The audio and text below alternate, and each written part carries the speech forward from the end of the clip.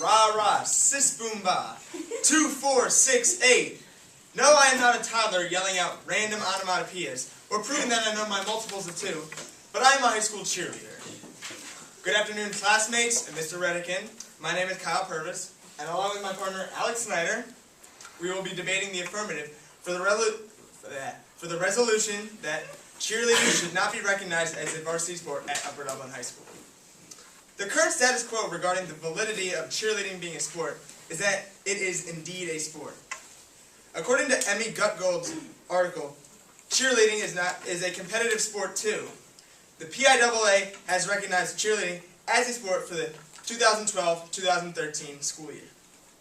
However, let's look at a definition of the word sport very quickly. The American Heritage Dictionary defines a sport as a specific diversion, usually involving physical exercise and having a set form and body of rules. Does cheerleading have a clear-cut set of rules? The American Heritage Dictionary, the dictionary of our heritage, states that a sport has a clear-cut set of rules. Isn't cheerleading exactly what it sounds like? Aren't the cheerleaders there to merely lead cheers and get the fans pumped up for the sport event they are attending? Which brings me to my next point. Have you ever seen 2 different sporting events at the same time at the same venue? Do you ever see, I don't know, the girls' volleyball team and the boys' basketball team playing in the same gym at the same time? No, because that would take away from some of each sport. The same applies to cheerleading in football and cheerleading in basketball. The cheerleaders are there simply to supply moral support for their respective team. When you go to a sport event with cheerleaders, do you watch how well the girls execute their flips and claps, or are you more focused on the 3-pointer Maury Hirschgordon just drained? If you chose the latter, you know how annoying it is to watch the cheering with their plastered-on smiles and high-pitched screeching. I conducted an interview with current Upper Dublin senior and former cheerleader Gabrielle Rewald. When I posed the question, "Do you think cheerleading is a sport?" I was greeted with the immediate response of, "No. I do not think it's a sport because it's an activity and they're different. For practices, we hardly did anything. We would do some moderate conditioning, maybe make some new routines, but that's about it," she said. When asked about the endurance part of cheerleading, she replied, "We have to run a mile in under 10 minutes.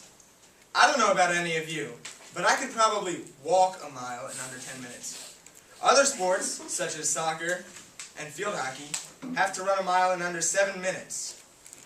For girls, that is. Now that's more practical, if you ask me." Also, Upper Dublin alum and current cheerleader at Brandeis University, Allie Hackle, say that she does not believe it's a sport for 2 reasons.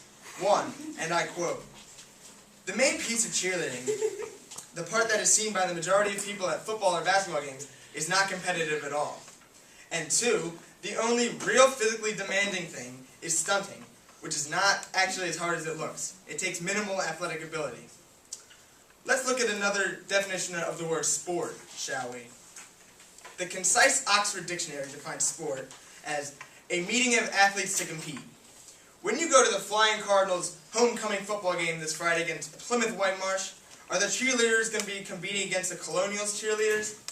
No, they're going to be smiling and jumping around, trying to portray to the crowd that they actually know and care about what is going on behind them.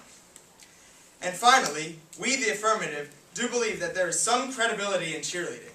We just do not believe that there is enough for it to be considered a sport. As Alec will explain in further detail later, it has the same plausibility as, say, the archery club. Those that partake in the archery club enjoy it and have fun and are allowed to hang out with their friends in a safe environment. Is archery considered a sport at the high school level? So, my friends, I leave you with one final question. Should we give a varsity letter to an activity that in actuality is clapping, smiling, and yelling? Think about it. Please vote affirmative for your own well-being.